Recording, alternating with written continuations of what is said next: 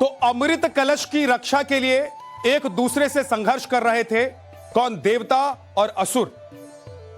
और संघर्ष के दौरान अमृत की कुछ बूंदें 4 जगहों पर पृथ्वी पर गिरती है। उनमें से एक है प्रयागराज, दूसरा है उज्जैन और तीसरा हरिद्वार, चौथा नासिक। इसके बाद यहां कुंभ मेले की शुरुआत होती है और इसमें तब से अमृत स्नान की परंपरा भी शुरू हुई।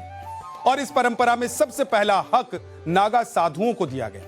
इसकी वजह क्या है, अब आपको उसके बारे में भी बताते हैं। भगवान शिव के अनुयायी माने जाते हैं नागा साधु। भोले शंकर की तपस्या और साधना की वजह से अमृत स्नान को नागा साधु सबसे पहले करने के अधिकारी माने जाते हैं। तभी से यह परंपरा चली आ रही है। अमृत स्नान पर सबसे पहला हक नागा साधुओं का ही रहता है। नागा का स्नान धर्म और आध्यात्मिक ऊर्जा की केंद्र माना जाता है। एक अलग मान्यता के मुताबिक ऐसा कहा जाता है कि आदि शंकराचार्य ने जब धर्म की रक्षा के लिए नागा साधुओं की टोली बनाई तो बाकी संतों ने आगे आकर धर्म की रक्षा करने वाले नागा साधुओं को पहले स्नान करने को आमंत्रित किया। चूंकि नागा भोले शंकर के उपासक हैं, इसी कारण भी उन्हें पहला हक यह दिया गया है और तब से यह परंपरा निरंतर चली आ रही। संगम पर स्नान करने वाले नागा साधु कैसे पूजा पाठ करते हैं, हमारे संवाददाता आशुतोष सिंह ने अमृत स्नान के दौरान वहां मौजूद और वहां से लौट रहे साधु संतों से, खासतौर से नागा साधु संत जो लौट रहे थे स्नान करके, उनसे बात की। जो आज का अमृत स्नान है वो बेहद खास है। मकर संक्रांति का पर्व है और हम आपको निरंजनी अखाड़े की तस्वीरें दिखाने की कोशिश कर रहे हैं। तो ठीक सामने देखिए, ये 52 फीट की एक धर्म ध्वजा है और इसी धर्म ध्वजा के नीचे भगवान इनके इष्ट देव है, उनकी स्थापना की जाती है। और उसके बाद अमृत स्नान के बाद ये सबसे पहले जो नागा साधु होते हैं, जो अखाड़े के साधु संत होते हैं, वो यहाँ पर पहुँचते हैं और उसके बाद उनकी पूरे तरीके से विधि विधान के साथ पूजा पाठ की जाती है। हमारे साथ कुछ नागा साधु हैं, उनसे भी हम बात करेंगे। गुरुजी, अमृत स्नान हो गया, अब इसके बाद क्या आगे की प्रक्रिया होती है? हर अखाड़ा अपने देवताओं और निशान के साथ संगम पे अमृत स्नान करता है। अमृत स्नान करके देवता पुनः अपनी मंदिर में स्थापित हो गए हैं। देवताओं के निशान भाला जो हैं वो अपनी जगह पर स्थापित हो गए हैं। दिगंबर साधु अपने देवता को और धर्म ध्वजा को नमस्कार करके अपने अपने धुने पर बैठेंगे और जितने हमारे आचार्य पीठ के आचार्य महामंडलेश्वर हैं वो यहाँ पर गुरु महाराज जी के नाम पे अपनी सेवा पुकार करवाएंगे। इसको धर्म ध्वजा को अब क्या पर्व ध्वजा कहा जाता है क्या आज के बाद, अमृत स्नान के बाद? नहीं, ये धर्म ध्वजा ही है। अच्छा। और ध्वजा धर्म की ही रहती है। मेला जब स्थापित होता है यहाँ पर, तब धर्म ध्वजा जब स्थापित होती है तब से मेला हमारा प्रारंभ हो जाता है और जब तक मेला चलेगा तब तक धर्म ध्वजा जो है स्थापित रहेगी। इसी धर्म ध्वजा की परिक्रमा करके हमारे जो देवता और निशान है वो हर पर्व स्नान पे, अमृत स्नान पे स्नान करने के लिए जाएंगे। आज जब आप लोग अमृत स्नान के लिए गए तो वो कौन कौन सी प्रक्रिया थी जिनका निर्वहन आप लोग की ओर से किया गया? किस तरीके से आप लोग निकले वहाँ पर? प्राचीन पौराणिक प्रक्रियाएं ही चली आ रही हैं जब से कुंभ प्रारंभ हुआ है। देवता जाते हैं, देवताओं का दुग्ध अभिषेक होता है। देवताओं के निशान जो हैं भाला, कार्तिकेय भगवान देवताओं के सेनापति हैं, इसलिए उनका जो शस्त्र है वो भाला है। हमारे 3 भाला है यहाँ पर, वो देवता का प्रतीक बन के हमारे साथ जाते हैं।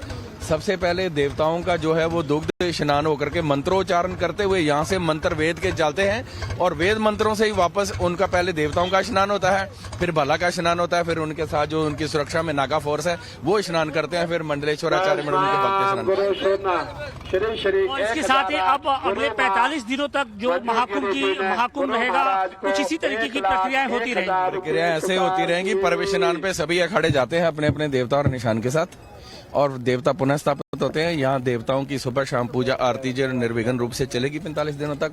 जब तक धर्म की ध्वजा स्थापित है तब तक देवताओं का पूजन यहाँ चलता रहेगा। एक अंतिम क्वेश्चन की इस बार जो व्यवस्थाएं की गई हैं, आप लोग उससे संतुष्ट है, नहीं संतुष्ट है, क्या लगता है आपको? व्यवस्थाएं जो है वो योगी जी की देखरेख में भव्य कुंभ दिव्य कुंभ हो रहा है, लेकिन ये है कि जो प्रशासनिक अधिकारी लगाए गए हैं उन्होंने अपनी पूरी जिम्मेदारी से अपनी ड्यूटी नहीं निभाई है और आज प्रशासनिक अधिकारियों की तरफ से एक बहुत बड़ी गलती करी गई है।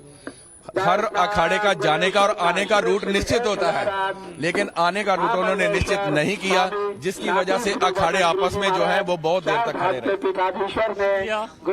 बातचीत के लिए तो अब जो अमृत स्नान का जो दौर है वो खत्म हो चुका है और इसके बाद जो महामंडलेश्वर नागा साधु है वो अब अपने अपने अखाड़ों में आ चुके हैं और निश्चित तौर पे इसके साथ ही अब जो अगले 45 दिनों तक महाकुंभ का जो एक तरीके से पूरी तरीके से उसका जो पूजा पाठ है वो होता रहेगा। प्रयागराज से इसके साथ आशुतोष टाइम्स 9 भारत। तो पहले आपको बताते हैं कि आखिर नागा साधु कौन होते हैं। ऐसा प्रचलित है कि जब जगत गुरु शंकराचार्य ने 4 मठों की स्थापना की तो उसकी सुरक्षा के लिए एक टोली बनाई गई। इस टोली में ऐसे ही सन्यासियों को रखा जो वीर, निडर और मोह माया से दूर हो। साधुओं की यही टोली नागा कहलाई। अब आपको बताते हैं कि नागा साधु आखिर बिना कपड़ों के क्यों रहते हैं। दरअसल नागा साधुओं का मानना है कि इंसान जब जन्म लेता है तो बिना कपड़ों के ही इस धरती पर जन्म लेता है, आता है। ईश्वर ने उन्हें बिना कपड़ों के भेजा, इसलिए वो भी कपड़े नहीं पहनते। नागा साधु इंसान की प्राकृतिक अवस्था को ही सत्य मानते हैं। अब आप सोच रहे होंगे कि इतनी ठंड में आखिर उन्हें सर्दी क्यों नहीं लगती, तो अब इसका भी जवाब जान लीजिए। तमाम मीडिया रिपोर्ट्स के मुताबिक नागा साधु योग और साधना से खुद को ऐसा बना लेते हैं कि उन्हें सर्दी या गर्मी का एहसास नहीं होता। वो शरीर को गर्म रखने के लिए अग्नि साधना और नाड़ी शोधन जैसे योग नियम का पालन करते हैं।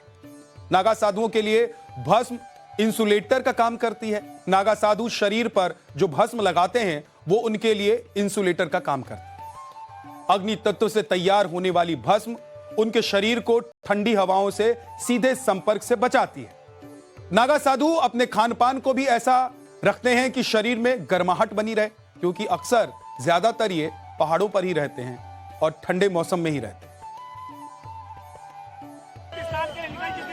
आज प्रथम शाही स्नान है, तो आनंद अखाड़ा, श्री तपोनिधि आनंद अखाड़ा एवं श्री निरंजनी अखाड़ा दोनों मिलके एक साथ भव्य शाही स्नान का आयोजन किए हैं और आप सब भक्तों को शाही स्नान में, नागाओं के शाही स्नान दर्शन करने के लिए हार्दिक हार्दिक स्वागतम, अभिनंदनों में। कितना इंतजार रहता है इस अमृत स्नान का? कम से कम 12 साल इंतजार करना पड़ता है जब महाकुंभ पड़ता है, और इस बार का महाकुंभ 144 साल के बाद ये तिथि नक्षत्र में पड़ा है, तो ये सबसे बड़ा भव्य और दिव्य बना देता है। नागा साधुओं का जीवन रहस्यों से भरा हुआ है। नागा सन्यासी पहचान छिपा कर रहते हैं, उनके रहने की कोई एक जगह नहीं होती है। कुंभ में उत्तराखंड, हिमाचल से ये नागा साधु पहुंचते हैं। हिमाचल की कंदराओं, हरिद्वार से ये नागा साधु आते हैं और बड़ी संख्या में गुजरात के जूनागढ़ की गुफाओं में ये नागा साधु पाए जाते हैं, रहते हैं। नागा साधु गुप्त स्थान पर रहकर तपस्या करते हैं। कुछ सालों के अंतराल में नागा साधु गुफा बदल देते हैं। कई नागा सालों तक जंगलों में ही घूमते रहते हैं। बताया जाता है कि नागा साधु भिक्षा मांगकर एक ही समय भोजन करते हैं, जड़ी बूटी कंदमूल के सहारे जीवन बिताते हैं। और नागा साधु तो आप समझ चुके होंगे कि नागा साधु का जीवन कितना कष्टकारी होता है और कितना मुश्किल होता है, इसलिए हम कह रहे हैं कि कोई यूं ही नागा साधु नहीं बन जाता।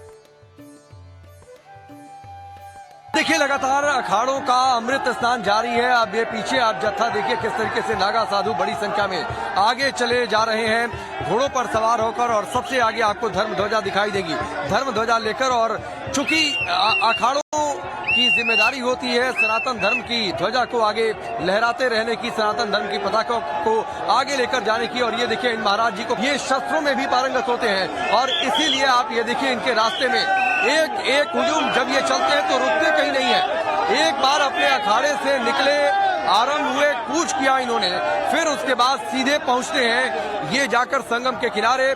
शिव की भक्ति के उपासक होते हैं, खास तौर पर शिव साधना में पारंगत होते हैं। और आप ये देखिए इसीलिए हाथों में त्रिशूल लेकर, सिर पर रुद्राक्ष की माला धारण करके और दौड़ते हुए चले जा रहे हैं संगम की रेती पर, संगम के तट के किनारे मां गंगा में डुबकी लगाने के लिए।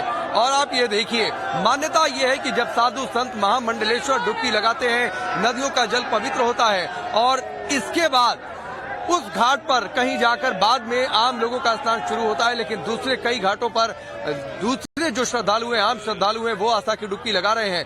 लेकिन ये तस्वीरें आपके सामने हैं, आप ये देखिए किस तरीके से महाकुंभ में आप ये देखिए कैलाशानंद गिरी जी महाराज निरंजनी अखाड़े का ये पूरा जुलूस आगे बढ़ रहा है। ये पूरा समुदाय आगे बढ़ रहा है, जो उनके अखाड़े से जुड़े हुए लोग हैं वो अब जा रहे हैं स्नान करने के लिए। तो ये निरंजनी अखाड़े को आप आगे बढ़ते हुए देख रहे हैं, निरंजनी अखाड़े को आप आगे बढ़ते हुए देख रहे हैं, जयकारा लगाते हुए, धर्म ध्वजा को लहराते हुए सीधे संगम तट की ओर दूसरे इस अखाड़े का इस क्रम में अब धीरे धीरे आगे बढ़ते हुए अब स्नान शुरू हो चुका है। जय श्री राम, जय श्री राम, जय श्री राम, तो आप ये देखिए हर हर महादेव की गूंज और उसके बाद साधु संतों का सीधे जमघट आगे बढ़ता जा रहा है संगम तट की ओर। और इसमें कई सारे वो लोग भी हैं जो इन अखाड़ों से जुड़े हुए हैं, इन अखाड़ों में जाकर रह रहे हैं, कल्पवास कर रहे हैं, कल्पवासी हैं, वो भी जा रहे हैं स्नान करने के लिए। इन अखाड़ों से जिन लोगों ने दीक्षा ली है वो भी पहुंचते हैं स्नान करने के लिए। तो आप ये देखिए कैलाशानंद गिरी जी महाराज की तस्वीर हाथों में लेकर निरंजनी अखाड़े की ध्वजा पताका को आगे लहराते हुए किस तरीके से साधु संत आगे बढ़े जा रहे हैं। तो सबसे पहले जानते हैं कि नागा साधु कैसे रहते हैं, कौन होते हैं, क्या होते हैं। नागा साधु बनने में 12 साल का वक्त लगता है और अघोरी बाबा बनने के लिए सालों शमशान में तपस्या करनी पड़ती है। नागा गुफा, अखाड़ों, जंगलों में रहते हैं। अघोरी शमशान में जिंदगी के कई साल गुजार देते हैं। नागा साधु एक तरफ साधु बनने के लिए गुरु का होना अनिवार्य होता है, यानी कि इनका कोई ना कोई गुरु जरूर होता है जिससे ये शिक्षा लेते हैं, दीक्षा लेते हैं। अघोरी भगवान शिव की भक्ति करते हैं। अघोरियों के गुरु भगवान शिव ही माने जाते हैं। नागा साधु गुरु की सेवा करके अगले पड़ाव पर पहुंचते हैं, जबकि अघोरी शमशान में मुर्दे के पास बैठकर तपस्या करते हैं। ये बड़े फर्क या अंतर जो हैं वो होते हैं इन नागा। आपको दिखाने जा रही हूँ वो बहुत ही अद्भुत तस्वीरें हैं श्रद्धालुओं के लिए। ये जो नागा सन्यासियों का जो अखाड़ा है वो निकलता हुआ आपको दिखाई दे रहा है। ये पंचदशनाम जूना अखाड़ा के जो सन्यासी हैं वो आगे बढ़ते हुए आपको दिखाई दे रहे हैं। नागा साधु, नागा सन्यासी जो अब आगे संगम नोस की तरफ बढ़ते हुए दिखाई दे रहे हैं। श्री पंचदशनाम आवाहन अखाड़ा और श्री पंच अग्नि अखाड़ा के साधु संत और सन्यासी अब संगम तट पर बस पहुंचने वाले हैं। ये नागा साधुओं का जो अखाड़ा है, ये देखिए जूना अखाड़ा, ये सन्यासी आज अमृत स्नान के मौके पर, मकर संक्रांति के पावन पर्व के मौके पर अब आगे बढ़ रहे हैं और दोनों ही तरफ श्रद्धालुओं की भारी भीड़ है जो इनको देखने के लिए इस वक्त है मौजूद। यहाँ पर अपने मोबाइल फोन के कैमरों में भी ये तस्वीरें कैद कर रहे हैं और ये हम आपको तस्वीरें दिखा रहे हैं। प्रभु प्रेमी संघ शिविर भी इन्हें कहा जाता है और जूना पीठाधीश्वर आचार्य महामंडलेश्वर स्वामी अवधेशानंद गिरी जी महाराज और अभी थोड़ी देर में वो भी यहाँ पर पहुंचेंगे। और ये देखिए तस्वीरें, ये देखिए हम आपको दिखा रहे हैं नागा सन्यासी आगे बढ़ते हुए, नागा सन्यासी आगे बढ़ते हुए इस वक्त आप अपनी तस्वीरों में देख रहे हैं। पंचदशनाम जूना अखाड़ा, श्री पंचदशनाम आवाहन अखाड़ा और श्री पंच अग्नि अखाड़ा के साधु संत और सन्यासी इस वक्त आगे बढ़ते हुए आपको नजर आ रहे हैं। ये अखाड़े के साधु संत निकले और उसके बाद अब बस पहुंचने ही वाले हैं संगम तट पर। संगम तट पर अब जब ये 40 मिनट तक का वक्त है जब स्नान करेंगे और उसके बाद वापस इनका जो जत्था है वो लौट जाएगा। बहुत ही दिव्य और अद्भुत तस्वीरें इस वक्त नजर आ रही है। देखिए कितनी बड़ी संख्या में कितनी भीड़ है, आप देख पाएंगे इन तस्वीरों के जरिए कितनी भीड़ है जब नागा सन्यासी इस वक्त आगे की तरफ बढ़ते हुए आपको दिखाई दे रहे हैं।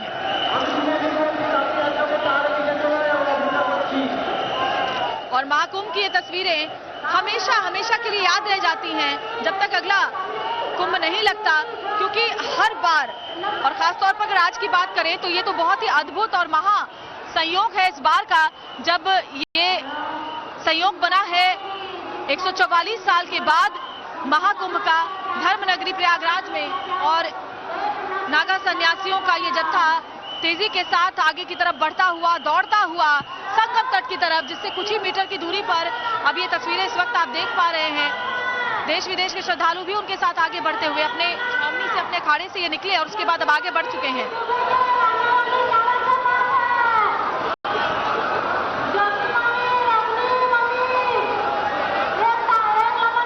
आज पहला अमृत स्नान है महाकुंभ का और उसी के लिए प्रथम पुण्य अमृत स्नान के लिए ये नागा सन्यासियों का जो जत्था है वो आगे पहुंच चुका है। और इसके बाद आपको बता दें कि अखिल भारतीय श्री पंच निर्मोही अखाड़ा जत्था भी महाकुंभ अमृत स्नान के लिए देखिए पहुंचने वाला है। इसके बाद लेकिन उससे पहले जो 3 अखाड़ों का जत्था एक एक करके आगे आया है, ये श्री पंच अग्नि अखाड़े के साधु संत इस वक्त आप देख पा रहे हैं जो आगे बढ़े हैं और स्वामी अवधेशानंद गिरी महाराज जी का पोस्टर लेकर के ये देखिए आगे बढ़ रहे हैं जो आपको नजर आ रहे हैं। संत सन्यासी ढोल नगाड़े नाच गाना और दौड़ते हुए ये सन्यासी अद्भुत समा इस वक्त बांधते हुए दिखाई दे रहे हैं। महाकुंभ में इस बार 5 अमृत स्नान होंगे, जिसमें पहला अमृत स्नान आज हो चुका है और अब अगले अमृत स्नान कब कब होंगे उसके बारे में भी आपको बता देते हैं। पहला आज हुआ है यानी कि 14 जनवरी 2025 को मकर संक्रांति के दिन। दूसरा अमृत स्नान 29 जनवरी 2025 को मौनी अमावस्या के दिन होना है। इसके बाद तीसरा अमृत स्नान होगा 3 फरवरी 2025 को बसंत पंचमी के दिन। चौथा अमृत स्नान 12 फरवरी 2025 को होगा और यह दिन है माघ पूर्णिमा का। पांचवां और अंतिम अमृत स्नान 26 फरवरी 2025 को महाशिवरात्रि।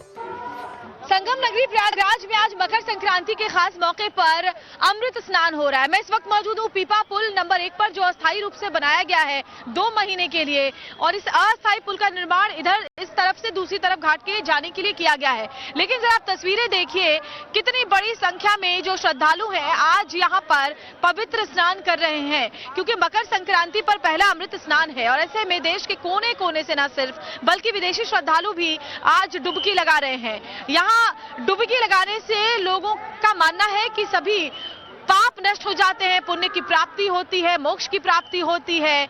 और ये तमाम श्रद्धालु जो इस वक्त आपको दिखाई दे रहे हैं स्क्रीन पर, ये देखिए अलग अलग जगहों से यहाँ स्नान करने के लिए आए हैं। अनुमान है कि 4 से 5 करोड़ के आसपास जो श्रद्धालु हैं वो आज आस्था की डुबकी लगा रहे हैं यहाँ संगम में। त्रिवेणी में डुबकी लगाते हैं श्रद्धालुओं को देख करके आप ये अंदाजा लगा सकते हैं कि इस वक्त कितनी अद्भुत तस्वीरें संगम नगरी प्रयागराज से सामने आ रही है। प्रशासनिक व्यवस्था बहुत ही चाक चौबंद है, किसी को किसी तरीके की दिक्कत नहीं हो रही। हालांकि जैसा कि कुंभ में हमेशा होता है कि लोग अपनों से बिछड़ जरूर जाते हैं, जिनके लिए भी अनाउंसमेंट की और पर्याप्त व्यवस्था यहाँ से की गई है अपनों को अपनों से मिलवाने के लिए। देखिए तस्वीरें आस्था के रंग में डूबे हुए ये तमाम जो श्रद्धालु हैं बस आगे की तरफ बढ़ते जा रहे हैं क्योंकि इस तरफ अखाड़े हैं। मैं आपको बता दूं कि जो ये पीपा पुल आगे जा रहा है उसकी दूसरी तरफ तमाम जो अखाड़े हैं 13 वो उनके शिविर लगे हुए हैं, उनके अखाड़े हैं और वहां पर वो रह रहे हैं। हालांकि आज अमृत स्नान के मौके पर अखाड़ों का भी स्नान है। 13 अखाड़े बारी बारी से यहाँ स्नान कर रहे हैं। सुबह से ही वो काम शुरू हो चुका है। अखाड़ों के यहाँ पहुंचने का सिलसिला भी जारी है और प्रस्थान भी लगा